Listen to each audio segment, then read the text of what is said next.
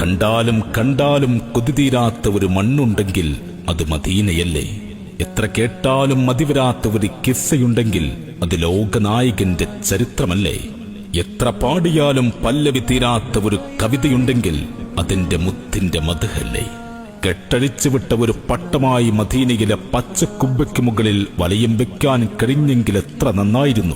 ആ ഖബർ ഷരീഫിനരികിൽ ചിറകും പൂട്ടിക്കുറുകുന്ന ഒരു മാടപ്രാവായി മാറാൻ കൊതിക്കാത്തവരാരുണ്ട്?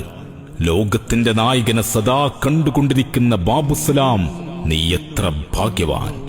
പ്രാണനാണ് ഹബീബ്, പ്രണയമാണ് ഹബീബ്, പ്രകാശമാണ് ഹബീബ്, പകരമില്ല ഹബീബിന്.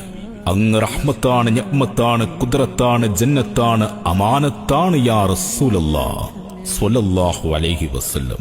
ഉടലിനെ ജന്നത്തിൽ ബഖീഇൽ അലിയിപ്പിക്കുമെങ്കിൽ ഉയിര് നൽകാൻ ഞങ്ങൾക്ക് തിടുക്കമാണ്.